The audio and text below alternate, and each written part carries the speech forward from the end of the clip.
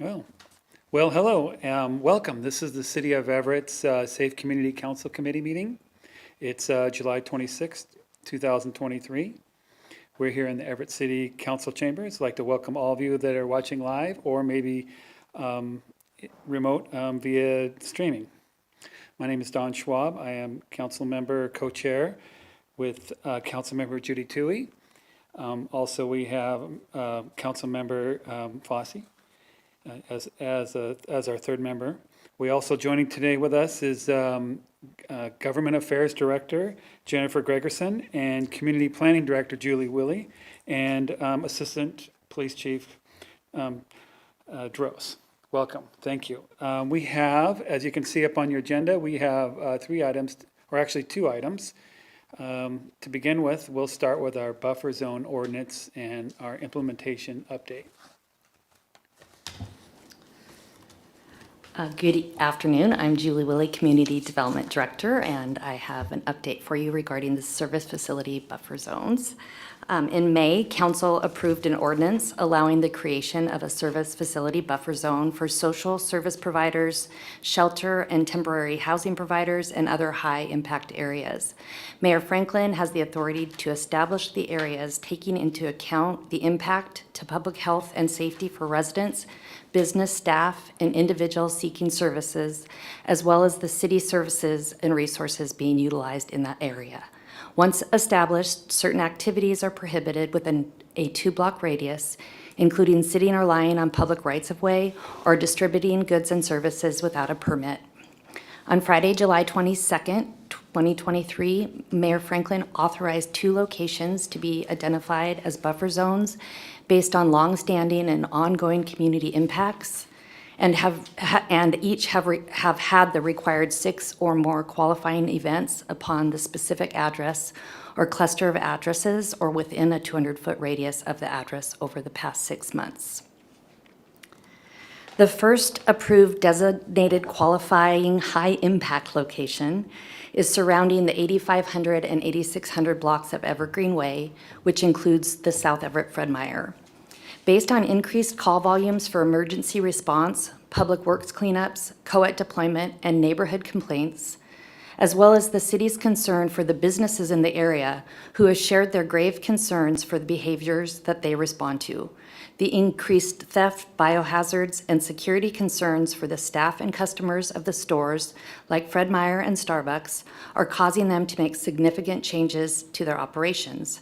If a major amenity like Fred Meyer did choose to close, it would be detrimental to the South Everett Casino Road area, potentially creating a food desert and losing a primary grocery store for many low-income senior and BIPOC neighbors.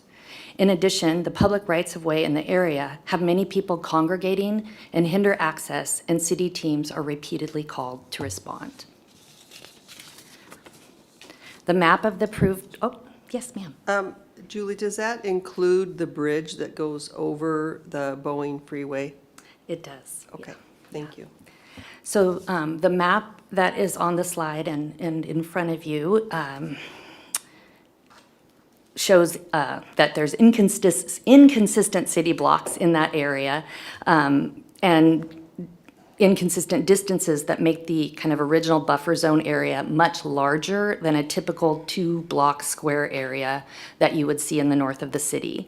To establish this zone, staff started with the entire buffer zone, which was much larger than the boundary you see here. Then the recommended boundaries stay in some areas, and then they are shrunk in other areas to make this figure. A reduction of that 2-block radius was really taken into consideration of the areas that had most kind of high impact, and then those areas that didn't have any impact were the ones that were shaved off. Any questions on that one? Go ahead. It's a high impact area. It's not a service provider. It's the Fred Meyer is kind of the center. So I know it's hard to remember, but within the ordinance, the buffer zones could be created based on a service provider or based on a high impact area. This area is based on a high impact area There's a green dot that says service facility, so that's why I was asking. Yes, yes, you're right. That's just a planning map error of our, of our code, but, or our key, so we'll make note of that. Thank you. Question? Yes. So I see you have Evergreen Middle School and Emerson Elementary School. Those are just for reference points for the map? Or Yes, is there any yeah. connection? Nope, just reference Okay, points. thank you. And a school can't be cut in half also, so if a block happened to cut a school, like it would extend out to the end of the school property. Okay. So Oh, Julie, I yes. do have a question, because it's so irregularly shaped. Yes. How will we communicate the boundaries? Well, the boundaries will be communicated by our law enforcement, our co-ed, our outreach team as we educate people and provide them services. It will be on our website. It will be on the maps will be provided. And they also, that's kind of how that's why they're so large, is because you have to use some kind of identifying road or landmark. So like in particular, police officers would know where it is. I should have brought the picture of the map of how big it was before. It was quite, like, it kept going. Our blocks in the south end are not easy to measure. Will there be any signage, or is it just going to be more word of mouth and then a map on to the businesses as well as Yep. residents? The and businesses all will that? receive a letter, and any parcel within that two-block radius will receive a letter explaining the buffer zone and the map of the zone.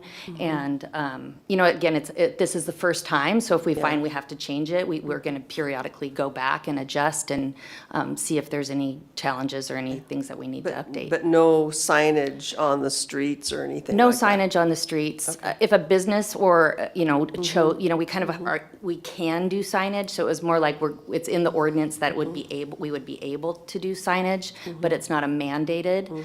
Some social service agencies, for example, might not want to post that they're within a buffer zone. That might not be something that they're interested in, so we don't want to mandate any kind of signage. So we'll really, the folks that are inside that zone, we really will depend on them to let us know if stuff is happening. Yeah, absolutely. And then our outreach workers as well, and our co-ed teams, and, there'll Yeah. continue to be activity in the area. Right. This is not going to take away all of the challenges. This is hopefully going to just remind people that doing illegal behavior in front of public eye or in front of businesses, we need you to move on in this Gotcha. situation. Okay. Thank you. Yep. One more comment here. So there was obviously there was some more in-depth analysis than what you're displaying here, right? You looked at all the criteria that we had Oh, talked about in absolutely, the ordinance. yeah. Okay. Mayor Franklin had also all that data. Yeah, okay. Thank you. Sure. And you are totally welcome to save me if I need to be saved. Thank you. Okay, let's see. The second approved service facility buffer zone surrounds the UCC Church, which hosts the EGM 2020 Congregate Shelter located at 2624 Rockefeller Avenue in North Everett. Over the past 3 years, we have had high call volumes regarding public safety and criminal behavior and ongoing public work cleanups, co-ed deployment, neighborhood complaints, and ongoing meetings with local business owners sharing their witness to consistent nuisance and nefarious behaviors. This includes open-air drug use that is constant and witnessed repeatedly by those who walk, drive, and work in the area. And the effects of the trash accumulation, including needles and feces, are a burden on city resources and individual property owners to repeatedly have to address and clean up. This map shows an area of the second approved buffer zone. This area has much more typical block sizes and was established by identifying the block that includes the service location, then adding all blocks that touch that block, and then add all blocks that touch that block. Now that, that's the end of my, before my closing. That's like stop and pause on second one if there's any questions. So now that these zones have been established within the next 30 to 45 days, staff are tasked with sharing this information with you. We're starting with the council committee, and we'll also share it in the council digest, and either the mayor or one of you or an administrative update will share it with council at large. We will be posting the information on our webpage with the map, with a link to our current permit that we would ask people to fill out within a buffer zone. That is just right now a public works right-of-way permit. We are working on establishing a new permit, but as you can imagine, permits are not easy when multiple departments and multiple considerations have to be thought about, and we want to do it right. We don't want to just rush. And it's also a little reminder that, we really ask for permits when you're doing activities in parks, when you're doing activities on any public right-of-way. It's not new because we have a buffer zone. We really also have always had public works, public right-of-way permits and special use permits in our parks, and we really would appreciate if people could fill those out. It helps us to stay organized, to know who all wants to be in there, to manage group sizes, to manage rangers, to manage trash, all of the different things that have to go on. So just give that little plug as well. So what's your best guess on timing to get that done? I think that's an important piece if we're trying to streamline it for anyone that wants to do anything in these zones. Yeah, well, right now, there is a streamlined process. We will add the link. I know that last time we tried to find those links and it was really difficult, and so that is something that we have to make sure is 100% easy to find on our website. So when we have this page, it will have the link to the right-of-way use permit right there. Oh, but we're updating the permit for just these Yeah. zones. Until it's done, though, we are able to use the right-of-way Right, I'm just use permit. asking though, if you have an idea what the timing is on Yeah. getting that. Well, like we have an interdepartmental team of our clerk's office, our parks department, our permitting center, and my department. And so we've opened up a bigger can of worms than I think we all anticipated, because it might be a lot more simple. It might always just be either special use permit or a public works or right-of-way permit. And, we just want to make sure we don't ask too many questions. We don't, we're not trying to stop distribution. We're trying to manage it and make sure it's done without hindering other businesses and residents and public rights of way that, our city is charged to maintain. Okay. So we just need a little bit more time, but happy to keep you Yeah. posted on that. Okay, but maybe by the time all this in 30, 60 days, maybe. Yeah, and again, I just don't want anyone to feel like there's not something in place today right. that they could get a right-of-way use permit. It doesn't mean always that people, that's the other thing to remember, right? Sometimes, depending on what people are asking to do, they may not be granted a permit, or if something else is going on at that time in that place. So it just throw that out there in the universe as well, that permits are easy, they're free, but it doesn't mean that at times that the city is not going to be able to say, I'm sorry, it's not going to be permitted. Okay. Yeah, I guess I have one follow-up question. Who approves the permit for this type? The right-of-way use permit? Yeah, Public Works. okay, is there a staff? And is there going to be certain criteria that they're going to be looking at? I got to give you more information later. Again, Okay, that's fine. right now, I'm not the Public Works right-of-way permit expert. I just know we have a Public Works right-of-way permit. Just last week, we had a nonprofit that was doing a block party. They called up, they filled out a public use permit. The Public Works Department granted that Public Works permit. It was beautiful. Like and quite frankly, it was awesome. Like, of course, we weren't going to say you couldn't have a block party in front of your business. That's exactly we really appreciate it that they reached out. And I think that they wouldn't have done that if they hadn't been paying attention to kind of what the city was kind of asking for. Are the police department and the fire department notified of those type of events? For if you're using the sidewalk for something? Yeah, if there's an event at a park or that sort of thing. Well, I'm sure it depends on the size of the event. I guess these are more the details that I'm just interested in. When you go through the process, we can learn about more.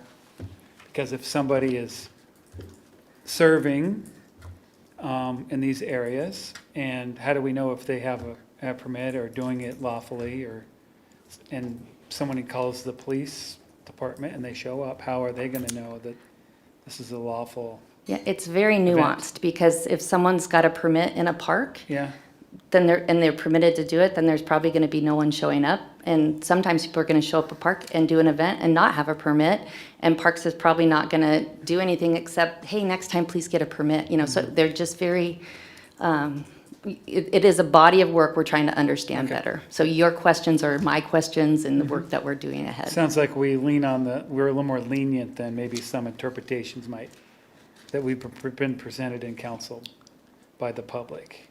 Because there are some interpretations that say, if I have to get a permit, it's restrictive and I can't serve or I can't be there.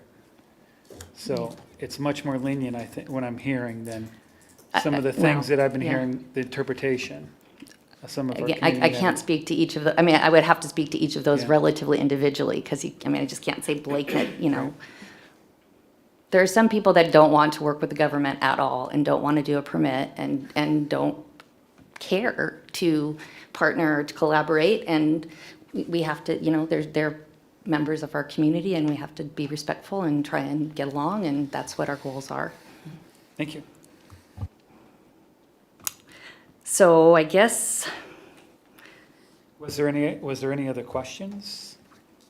Was there anything else you wanted to cover? I just wanted to also let you know that once we have these buffer zones, we're creating a process that if it's reported, then ideally we'll have outreach go out and try and help people to understand, what they're doing in the buffer zone, why they can't be in the buffer zone, if they want some help to get it, attached to services. That's certainly our goal, not to enforce, to arrest, to cause any grief. So will there be, I assume you'll do some outreach to the neighborhood associations in these areas? We sure absolutely can. Yeah. Yeah, of I course. would think- Like I said, we're gonna let the people within the buffer zone know. Okay. Definitely, Just want to definitely can make sure add we have that. a good outreach so that it's, everybody, understands, but. And thank you I know this is a process, so thank you for taking this Yeah. this far. So we look forward to more discussions. Great, thank you. Yeah. Any other, Councilmember Fossey, do you have any other questions? Okay. I am concerned about there not being any sort of markers or signage or anything indicating in this area that people are not allowed to. Yeah, it just, I feel like there's still more information to notification and things like that I'm not talking about for the businesses that are there, I'm talking about for like the entities that would be cited. So my assumption is that we would have, the focus is really on education. So there would be more of a like this is what is in place, here is how you can comply. What I've heard is the idea of putting you put an A-board sign up, then someone just crosses the street. It makes it a lot more obvious about, if you sort of draw those lines on the street, it doesn't, if you can focus on education, you can help direct folks to services, like what the co-ed team does. If it's oh, I can't cross the street, I'll hang out here and then I won't have to talk to them. I think that's sort of that nuance there. That probably is not how Julie would refer to it, but that is, I think, kind of that challenge of if you post the signs around the area, maybe it doesn't meet the vision of, and the goals. So, I don't know. You can say it better Well, than no, me. I just I have, it's I feel like we're working really hard that anyone that is sitting or lying in a buffer zone and needs help or wants help, we could try and help them. We can educate them to why we have the buffer zone, about the protection of the neighborhood, the access to the streets, and the success of our businesses. And that is why we have this buffer zone, is a tool for both of those things, so that we can engage and try and help people to get services, but we also have a way that when we have complaints or concerns, or myself has to see someone doing open-air drug use on a downtown street, and it makes me feel uncomfortable, that we now maybe have a tool to be able to ask people to go somewhere else to do that. So it's not going to solve any of our problems. It gives us more resources to try and help people and to try and keep our community thriving and create quality of life for all. Can you tell me how long of a stretch this Evergreen Way is? Like the distance on that? Because I know there's a community health center that's right there that people might be utilizing, and that's a long distance for people maybe to walk that might have medical Well, needs. they can certainly walk. Not everybody has that kind of ability, especially Well, I'm with sure, I mean, if health they need issues. to rest, it's within the ordinance that if they have a medical issue or they're resting and they're, that's not the intention of the buffer zone. Okay, because it's just not marked on the map that service is there. And within like Clark Park, so is that now saying that nobody's allowed to lie down in Clark Park? Or, Parks are excluded from the ordinance, so they Okay. have their own set of Okay. rules that are applied within the park. great, thank you. It just happens to be within the buffer zone, but the rules that are applied are park rules, not buffer zone. Okay, once again, thank you very much. We'll go on to our next agenda item, and that is our Police Department 2022 Annual Report. So that's my turn, I guess? Yeah. Yes, thank you. How much time do I have? How much time do you want? Well, Till 6:30. 6:30. 6:20 would be good. No, 6:20. Okay, well, the plan is, it's John DeRoos with the Police Department Administration, here to talk to you a little bit about our 2022 annual report. The chief would love to be here. He had some conflicts, couldn't be here to share it with you, so he asked that I attend in his absence. And my plan is to just really go through the report. I see you guys have copies. Focus in on a couple small things and then open up to questions and we can talk about it. It's 40-plus pages long, so it would take some time to go through the entire thing. So I'll try to do really a high-level overview about what it is and what it means to our department. And I'll start a little bit by talking about what a annual report is. And basically, it's like a year in review. Departments don't have to do it. Many departments don't do it. We do it because we find it to be a good way to look back and see what we accomplished in that year, maybe what we didn't accomplish, where we could do better, where we spent our money, what our staffing looks like, the activities, the operations, the performance of the department for that calendar year. As I go through this, I will refer to certain pages. If there's people here in council or at home, if they were to Google Everett Police Department Annual Report, when I refer to the pages, they can look at the pages as we talk about them. Before we get to that, I want to talk a little bit, these are pages 8 and 9, about our 2022 strategic initiatives. These are the guidelines established by Chief Templeman and what we used as we worked our way through 2022. There were the key focus areas, the key areas of importance that our department put at the top of the list of the things that we needed to do. And number one on that list, on page 8, is our employee hiring and retention. Like many police departments in the state and across the country, we're short-staffed. So we've done and continue to do everything we can to put resources and bodies in place to help us hire people. In 2022, we hired 26 officers. That's a record, at least in the time that I worked for the Everett Police Department. Unfortunately, not to instantly make it a downer, but we also had 25 officers separate from employment. That's for retirement, almost a baby boom of sorts. People reach retirement age, it's time for them to move on, but other separations as well. And before I started this meeting, my assistant told me that was 483 years of experience that left in 2022. I'm not going to go too deep in our hiring practices. That's on page 17 for those of you that want to look at it. But the fact is that continues to be a point of emphasis. And I'm going to touch briefly on our 2023 initiatives and directives from the chief. But hiring is definitely going to continue to be a focus area for us.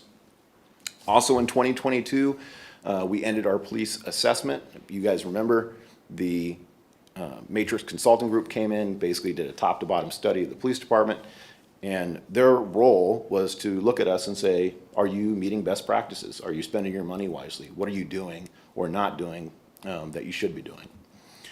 We've got their list of recommendations, and we've been working our way through those. Some of those were like low-hanging fruits. We could do it right away. Some take a little bit more work, including maybe negotiations with our labor unions, and some we just can't do, such as changing the way we staff the streets, because we just don't have the staffing to do that. The third item on our strategic initiative list was leadership development. When you have 483 years of experience walk out the door, that means you have a lot more sergeants, a lot more supervisors, a lot more managers. And with that institutional knowledge walking out the door, our third initiative was the development of our leadership, making sure that the people that were stepping up and taking on those new roles in supervision were trained and developed and mentored in ways that helped us continue to do the professional work that we do every day.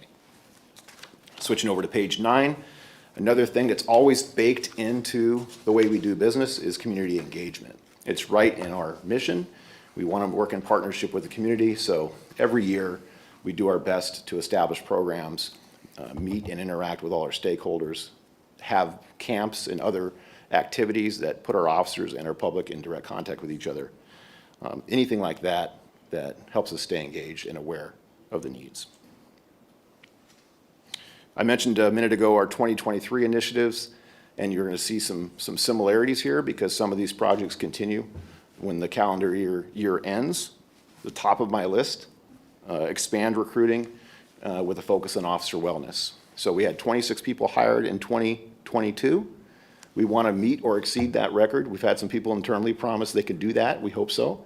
But we also want to really focus on officer wellness because we don't want 25 officers to leave, right? So if we could hire 26 plus and keep any officers from leaving, that puts us a step ahead.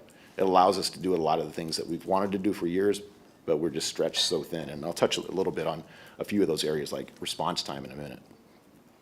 The second thing on our list is that police assessment I referred to. I told you that we're going to continue to work through that list. I think it originally was like 80 recommendations long, and we're slowly working through it and getting to each one of those. The third strategic initiative for 2023 is addressing violent crime and quality of life issues. We continue to have issues with violent crime. We have more shootings this year continued into 2023 than we've seen in the past, more drive-bys than we've seen in the past. And we have a special unit, the violent crime unit, that partners with our anti-crime team, and they really focus in when these crimes occur. They go out there and they do everything they can to get these people into custody right away. And then the quality of life issues, we're seeing that statewide, countrywide. The fentanyl crisis is really impacting our streets, and addiction issues are impossible problems to solve in our current state of affairs. So law enforcement's sometimes called in to try to help solve that issue. We know we can't, so we do our best to surgically navigate through those waters, get people the help they need that are dealing with addiction and mental health issues, arresting those that might prey upon that population, and find new and ingenious ways to address those things. And the last thing, it's not a surprise, is maintain community trust through partnership programs, and we're working on a few right now that I won't spoil in this meeting.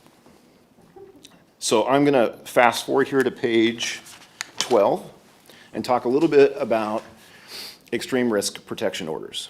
I know you know what they are, but I'll just recap briefly. ERPOs in the state of Washington were created by a ballot initiative in 2016. They've been amended slightly since that time. But in a nutshell, an ERPO is a way that a family member or a police department can petition the court to get a temporary order that prohibits a person from possessing firearms if they're a serious danger to themselves or others.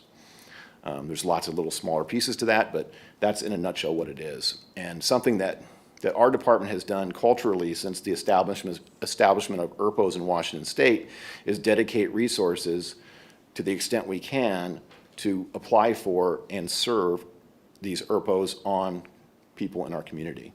The data on that page is very telling. It shows, and this was taken out of the Herald, in the time period within this data collection, the Everett Police Department of all local agencies had the most ERPOs served, 90. And I think if you probably added up all the rest of those departments on that list, it probably wouldn't come to 90. And part of that is establishing a culture by which if we come across people that are a danger and have access to weapons, we do everything we can to get an ERPO issued. We have a detective that's dedicated to help with those. Our legal advisor, Lacey Offit, is a subject matter expert when it comes to ERPOs. And one study statistic that I wanted to throw out, I put it on a sticky note here. Harborview says that for every 10 to 20 ERPOs that are granted, one suicide is prevented. So that's a real number. It's really hard sometimes measuring the negative, but whatever this study was says a lot, and that's just suicide. We know that people a lot of times use guns to attack others as well, so we're really proud of that figure. The next page we'll fast forward to is page 24. And this is, I alluded to this a minute ago, this is about our response times. We measure and track our response times to the minute and the second. And we do that, and you can see we divide it up. If you look at the page, there's a lot of information there, but we divide it up to a citywide data, our north sector, which is north of 41st, our central sector, 41st to the Boeing Freeway, and then the south sector, which is south of the Boeing Freeway. And we look how our officers, what their median response times are to priority 1 through priority 5 calls. Priority 1 are our emergency calls, going all the way down to priority 5, which is our lowest priority calls. Now, the gold line on that data point, and if I didn't say it, I'm on page 24, the gold line on that is our median 5-year average. The bars, the blue bars on that graph point, are where we're at for 2022. So you'll see on our priority 1 calls, we're pretty close to our 5-year average. As you work over, maybe not very proud of the data points to the right on each of those graphs, you see that our response times, our median response time is much longer than our 5-year average. A lot of factors that influence that. Staffing is one of them. If we have more officers on the street, we can respond to calls quicker. You know, it's arguable if what level of importance that is, but I think there's an element of public safety when our officers can respond to calls at all levels more quickly. And it's by tracking this data, it identifies maybe how we can better allocate some of our resources and how we can change the way we respond in ways that get us to people's houses sooner. The next thing, and maybe the last thing I'll talk about before maybe we open it up for questions, is on page 38. And there's basically 2 things talked about on this page. On the top is gang-related data, and we can touch on that if you guys want. We've seen it. We saw an increase in gang-related calls in 2022 and have responded by allocating, like I mentioned earlier, more resources and personnel towards addressing violent crime and violent gun crime. But what I really wanted to talk to you about is the bottom of the page, or the second half of the page, which is our response to hate crimes. Hate crimes, again, I know you know this, but I'll just recap for anybody that's listening that doesn't. There's state law that says you cannot cause physical injury to someone or physical damage to their property or make threats against somebody based on their protected class. And it's criminal, it's a crime, it's a felony, and we report that data and our response to those types of calls to the FBI. The top of that list under hate crimes, you see 2021 and 2022 data. In 2022, we responded to and investigated 5 hate crimes, and the year before that, in 2021, we responded to 9. So by tracking this, we can kind of keep track, a pulse on what kind of hate-related incidents are occurring in our community, and we can respond to them. What do we do with hate crimes? You'll see on the bullet list on the right, the top 3, I think, are some of the most important things that we do in the investigative process. We require mandatory reports by our officers. They go to a call that's hate-related, they have to complete a report. They're automatically assigned to a detective to get an extra set of eyes on what we did and take extra action if, based on their expertise, there's more we can do. And then we will investigate and refer those to the prosecutor, or we'll make an arrest if we establish probable cause. What's even more unique on the way Everett Police respond to hate incidents is the bottom 2 sections of that graph on the left. We track, investigate, and respond to crimes with bias elements. So you have crimes that are hate crimes, that are those specific criteria that I just read, or we have other crimes that are probably related to somebody's bias, but they don't fall under hate crime. We respond to, investigate, and track those. That's that data point in the middle. And then on the bottom, we also respond to and investigate non-crimes where there's a bias element. So maybe we respond to somebody saying something inappropriate to somebody, but there's no other crime associated with it. We track those, we recap those, and we measure how many of those we respond to in the year. And that's that numbers towards the bottom of that graph or that chart. That was all I was really prepared to talk about. We can go down to some of these rabbit holes if you want. Like I started with, I'll end with, these annual reports really provide us with an overall snapshot of what we did. We don't wait till our annual report comes out to make decisions on how to change and deploy resources. We rely on you as council members to take it, share it with your constituents, let them know what we're doing. And if they have feedback or questions, we look to you to let us know, ask questions about what we're doing, let us know what we might want to change. The actual way that we respond on a more quickly during the year is we have meetings every month, our ESTAT meetings. I'm sure the chief has talked about them before, where we look at our data for the previous month. We also have what's called ETAC meetings, where our captains look at the data for the previous week. And on a daily, our officers out in the street will make reports and do rolling recaps and share information on what's happening in our community so we can adjust our allocation of our resources on a continuous basis throughout the year. So I'll end with that, and if you have any questions, I'm happy to talk about the report. Yeah, I just have one. Thank you. This is a great report, very comprehensive, a lot of information. You guys doing a great job. Can I do one quick shout out? Yes. Ora Hamill or Evans, sorry, I think I'm messing her last name up, but her and the city comm team did a lot of work to put this together. The reason it comes out, there's a lot of data to be collected, a lot of pictures to be collected. We'd love for this to come out January 1st, but it's a heavy lift, and she did a lot of the work on it, and appreciate the amount of effort she Yeah, put into it. well, it's impressive that it came out mid-year, quite frankly. So my question, you were talking about the hate crimes. Does any of this include things that might happen with minors? I'm talking like the schools and things like that. Does any of those stats? If it falls under hate crime, it would be counted on this list. Okay, all right, good.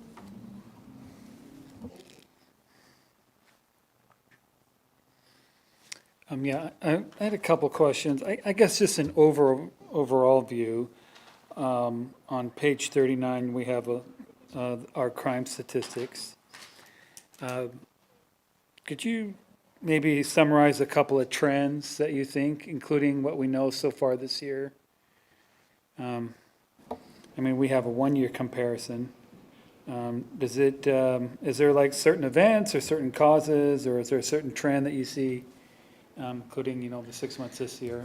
Yeah, I'm smiling a little bit because there's just so many factors that go into this Right. data collection, including how the data is collected, that providing an overall opinion on all the data would be very difficult. I will say areas that are some of the areas that are most concerning to us is gun crime and violent crime, right? We've seen and seem to continue to see an increase, and I think it's a lot to do with culture. In the way people respond to being disrespected. Sometimes it's gang related, although a lot of even of our homicides in 2022, they weren't gang members. We saw people in our chronically homeless population get involved in shooting incidents. It's an unfortunate trend, and we're looking at lots of alternative ways to address that. One of the things that we're doing, and we're about to have our second one, is a Guns for Gift Card program. We talked earlier about it's hard to measure the negative, but we know each one of those guns that gets turned in cannot be used in a future crime. They get destroyed. So being ingenious like that and finding different ways to address gun crime is what we're trying to do. And it includes, for sure, the aggressive response after they occur, after these violent crimes occur.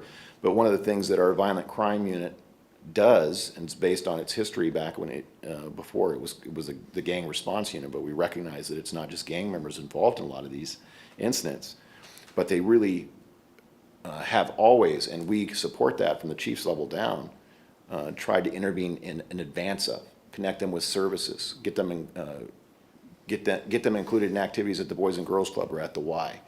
And now that's something that we're trying to do better, is get some of the people not wearing badges and uniforms connected to some of these families that might be broken and just need better role models to help establish a culture that's more anti-violence than violent.